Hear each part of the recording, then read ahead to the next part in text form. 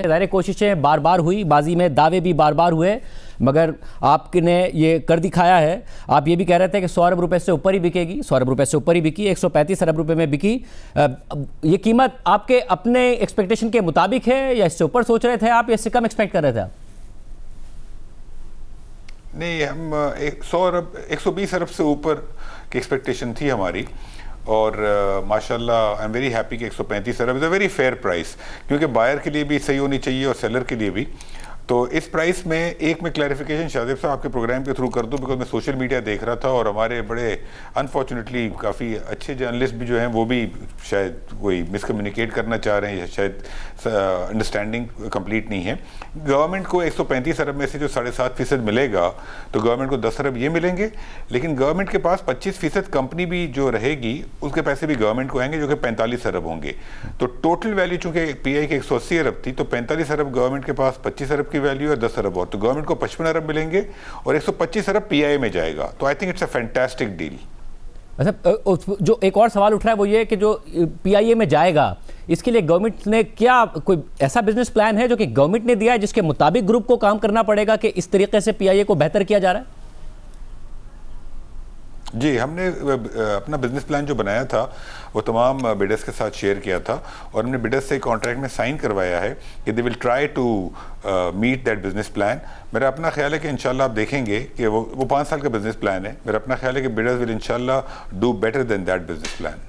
और उस प्लान के तहत क्या है कि like in terms of destinations, in terms of planes, या फिर इन टर्म्स ऑफ पैसेंजर्स, सब है कि किस तरीके से एक्सपैंड करना है? जी, उसके अंदर अभी पीआई के 18 प्लेन्स ऑपरेशनल हैं। हमने प्रोजेक्ट ये किया है कि 4 साल के बाद 38 प्लेन्स ऑपरेशनल होंगे, तो मोर देन डबल हो जाएगी उसकी फ्लीट।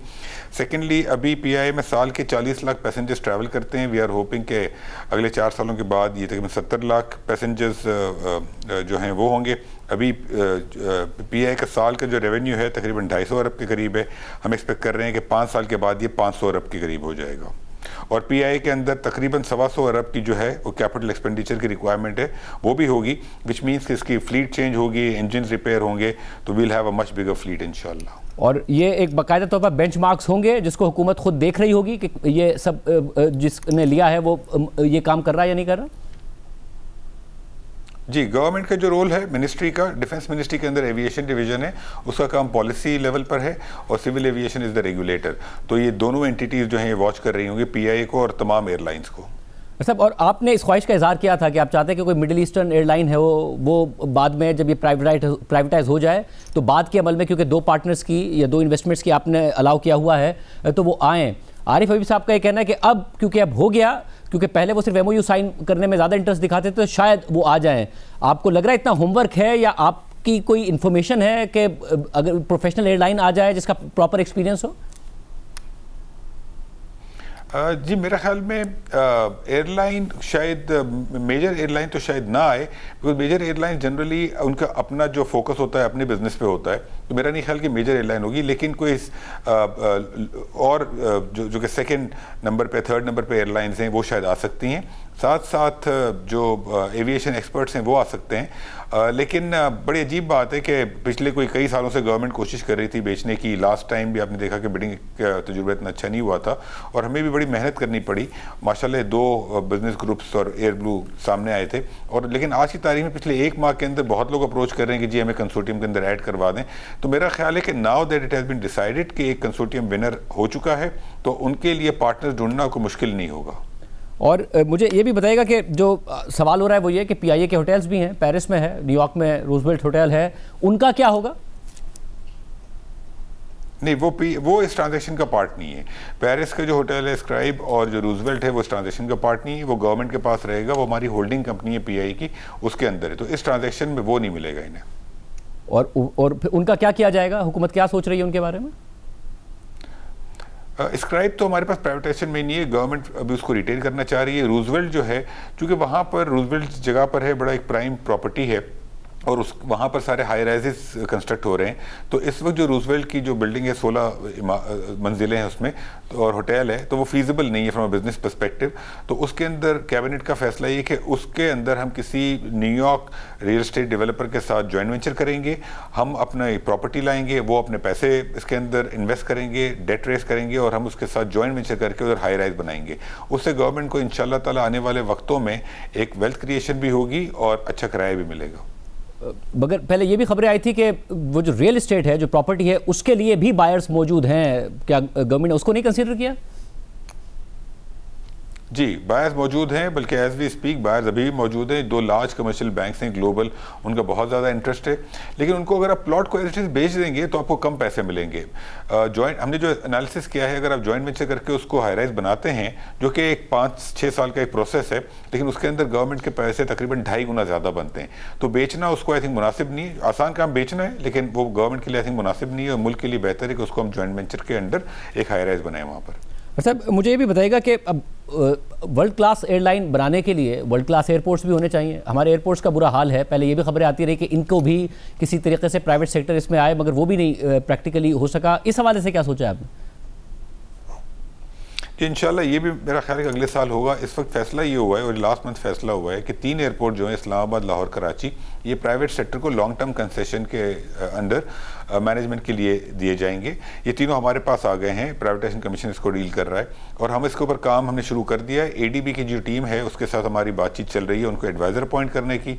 और हमारी जो एक हमारा टारगेट है कि हम इस्लामाबाद एयरपोर्ट को पहले निपटाएं, क्योंकि उसके ऊपर पहले भी काम हो चुका है, और उसके बाद कराची और लाहौर के ऊपर उनको भी लॉन्ग टर्म कंसेशन में दें। कराची और लाहौर के अंदर हमारा प्लान है कि एक्सपेंशन के साथ होगा वो लॉन्ग टर्म कंसेशन। और लास्टली ये तीनों एयरपोर्ट्स इंशाल्लाह हम ओपन बिडिंग के थ्रू देंगे, उसमें G2G नहीं होगा।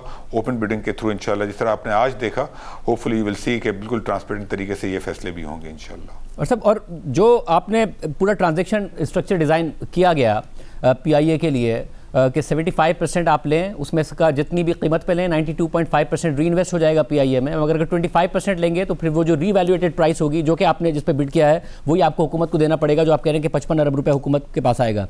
बहुत सारे इदारे हैं जो कि बहुत सारे कुछ नुकसान भी करते हैं, कुछ प्रॉफिट में भी हैं। हुकूमतें बार बार माजी में कह चुकी हैं कि हुकूमतों का काम नहीं है बिजनेस करना, मगर प्राइवेटाइज होता नहीं है उनसे। 19 साल बाद जब एक इतनी मेजर प्राइवेटाइजेशन हुई है, क्योंकि PIA एक ऐसी कंपनी थी जिसके बारे में बार बार कहा जाता था कि बहुत मुश्किल है इसे प्राइवेटाइज करना, वो हो गई। तो आगे फिर इतने सारे इदारे हैं, लॉस मेकिंग भी, प्रॉफिटेबल भी, उनके लिए क्या प्लान है? जी, प्लान हमारे पास जो हैं इस वक्त कुछ 1-2 बैंक्स के अलावा, एयरपोर्ट्स के अलावा, इंश्योरेंस कंपनी है स्टेट लाइफ। हमारे पास जो सबसे बड़ा चंक जो है, जो कि चैलेंजिंग भी है, वो है डिस्ट्रीब्यूशन कंपनीज। उसके अंदर भी थिंकिंग यही है, डिसीजन ये कि उनको या तो लॉन्ग टर्म कंसेशन पे, प्राइवेटाइजेशन पे बेचें। बट आई थिंक जो इंपॉर्टेंट चीज़ है जो आज हुई है, फ्रेंकली आज कोई एक आम दिन नहीं था इस मुल्क के लिए, हमारे मुल्क के लिए बहुत ही इंपॉर्टेंट डे है कि government is serious about selling assets. माजी में जब आज से चंद माह पहले जब हम बात करते थे फाइनेंशियल एडवाइजर्स अपॉइंट करने के लिए, तो द रियलिटी इज़ कि लोग फाइनेंशियल एडवाइजरी मैंडेट में इंटरेस्टेड नहीं होते थे हमारे साथ। वो कहते थे जी आप बातें करते हैं, 4-4, 5-5 साल निकाल देते हैं, फिर ट्रांजेक्शन कंप्लीट नहीं होती। आज पीपल हैव सीन कि हम ट्रांजेक्शन्स कंप्लीट करने में सीरियस हैं। तो इंशाल्लाह ताला जो लॉस मेकिंग हैं, जो डिस्कोज हैं, और साथ साथ हम देख रहे हैं सुई कंपनीज को और बाकी चीज़ों को, इन सब चीज़ों को हमें प्राइवेटाइजेशन की तरफ लेके जाना है, प्राइवेट सेक्टर को देना है। और इंशाल्लाह ताला आप देखेंगे कि 2026 में अल्लाह ने चाहा तो you will see more successes इंशाल्लाह। यानी अगला टारगेट, क्योंकि ज़ाहिर जो पाकिस्तान का बिजली का सेक्टर भी, पावर डिस्ट्रीब्यूशन और गैस का सेक्टर भी, दोनों कीमतें बढ़ाने के बावजूद मुसलसल ब्लीड करता नजर आता है। तो डिस्कोज भी, गैस डिस्ट्रीब्यूशन कंपनीज भी, और क्या फिर oil and gas exploration companies भी, ये तीनों ऑन कार्ड्स हैं, प्रॉफिटेबल भी, लॉस मेकिंग भी? देखिए, oil exploration companies on card नहीं हैं, लेकिन डिस्कोज हैं, स्वीज भी अभी नहीं है। बट स्वीज पे तो हमारा बड़ा क्लियर व्यू है कि इनको तो प्राइवेटाइजेशन में फ़ौरन ऐड कर देना चाहिए। एंड फ्रैंकली मेरा अपना व्यू ये है कि जब तक हम पाकिस्तान के एनर्जी सेक्टर प्राइवेट सेक्टर के हाथ में नहीं देंगे, ये चीज़ें बेहतर नहीं होंगी। ये जो फैसले हैं ना कि क्या कीमत पे चीज़ बिकेगी, क्या माल आएगा, क्या जाएगा, ये सारा हमारे हाथ में है, इंडिविजुअल्स के हाथ में। ये सिस्टम गलत है। ये मार्केट फोर्सेस को डिटर्मिन करना चाहिए कि क्या कीमत होनी चाहिए, और डिमांड सप्लाई से डिटर्मिन होना चाहिए। तो जब प्राइवेट सेक्टर के हाथ में जाएगा, तभी हम ये मार्केट मार्केट फोर्सेस और मार्केट बेस्ड इकोनॉमी बना सकेंगे। तो मेरा ख्याल है कि it will be a gradual process. Discoms इंशाल्लाह ऑलरेडी हैं, स्विस की हम बात कर रहे हैं, ENP अभी नहीं है, लेकिन मेरा अपना ख्याल है कि इवेंचुअली हमें ENP को भी देखना चाहिए, बिकॉज जो पैसे तो हम बनाते हैं दे आर प्रॉफिटेबल, लेकिन जब ये प्राइवेट सेक्टर में जाएंगी तो मेरा ख्याल है कि इससे बहुत ज़्यादा प्रॉफिट बनेगा, और जो आज गवर्नमेंट प्रॉफिट कमा रही है इंशाल्लाह उससे ज़्यादा तो गवर्नमेंट को टैक्स मिल जाएगा। सर, जो प्रेसिडेंट है ये कितना अहम है? आज PIA का जो प्रेसिडेंट है, आपके ख्याल में सरमायाकारों के लिए, पहले तो पाकिस्तान में दोनों किस्म की सरमायाकारी बहुत बड़ा प्रॉब्लम बनी हुई है, डोमेस्टिक भी इंटरनेशनल भी, ना FDI आ रहा है और डोमेस्टिक इन्वेस्टमेंट टू GDP 13% पर पहुंच गया है। ये कितना अहम है कि आगे जाके एक कॉन्फिडेंस बिल्डिंग हो सरमायाकारी के लिए? मेरा ख्याल है कि डोमेस्टिक और इंटरनेशनल दोनों के लिए बहुत अहम है। डोमेस्टिक बहुत लिक्विडिटी है इस वक्त कंट्री के अंदर, हमारे इंटरेस्ट रेट 11-12% के आसपास हैं, तो डोमेस्टिक लिक्विडिटी ठीक ठाक है। आप स्टॉक मार्केट में देख रहे हैं कि वहाँ पे लिक्विडिटी जा रही है।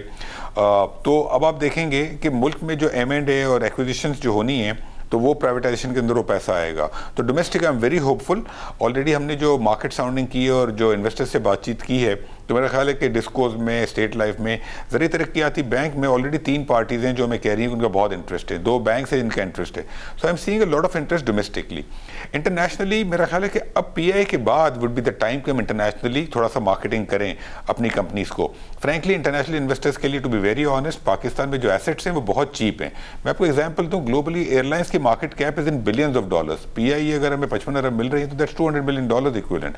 तो ओवरऑल फॉरेन इन्वेस्टर्स के लिए भी पाकिस्तान में एसेट्स एक्वायर करना कैन बी वेरी प्रॉफिटेबल, लेकिन जो हमें ज़रूरत है हमारी पॉलिसी रिजीम, रेगुलेटरी रिजीम सही करने की, तो इंशाल्लाह ताला आप देखेंगे कि इन चीज़ों की तरफ भी रुझान होगा हमारा। मतलब अगर उसमें ज़ाहिर पाकिस्तान में जो ब्यूरोक्रेटिक हर्डल्स होते हैं, इसके अलावा हुकूमतों की सीरियसनेस, आपने कहा था कि 75% जब हुकूमत ऑफर करना चाह रही थी, कुछ बिडर्स ने कहा कि नहीं हमें 100% चाहिए। आप वज़ीर आज़म के पास गए, वज़ीर आज़म ने फ़ौरन कह दिया बगैर किसी उसके कि हाँ जी ठीक है 100% कर दें। ये PIA के लिए तो हो गया, बाकियों के लिए भी वो सीरियसनेस नज़र आती है? जी बिल्कुल, बिकॉज देखें ना, इट्स ऑल इकोनॉमिक्स। अगर 25% किसी को लेना है हमसे तो फ्री में तो नहीं लेगा, वो हमें 45 अरब देगा। अब 45 अरब आप अगर कहीं और इन्वेस्ट कर दें तो हो सकता है कि वो 5 साल में डबल हो जाएं। PIA में इन्वेस्ट करें तो हो सकता है वो भी डबल हो या आधे हो या 3 गुना, मुझे नहीं पता। तो अगर हमें चीज़ों को बेचना है तो फिर हमें उन्हें बेचना चाहिए। प्रॉब्लम ये है कि हमने जो बिजनेसेस रखे हैं, हम as a country, as a government, हम ऑपरेटर्स हो गए, हम मैनेजर्स हो गए।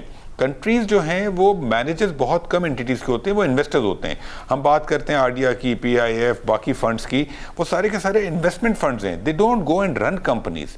तो जो इस बार जो आपने एग्जांपल दी PIA की, 100% पे गवर्नमेंट ने एग्रीमेंट किया, प्राइम मिनिस्टर साहब ने भी फ़ौरन हमें अप्रूवल दे दी कि आप कर लें। आई थिंक कि बाकी एंटिटीज़ में भी अगर इंटरेस्ट होगा और अगर मुल्क के लिए, आवाम के लिए अगर ये बेहतर होगा तो ये डिसीजन मेकिंग आप देखेंगे कि होगी इंशाल्लाह।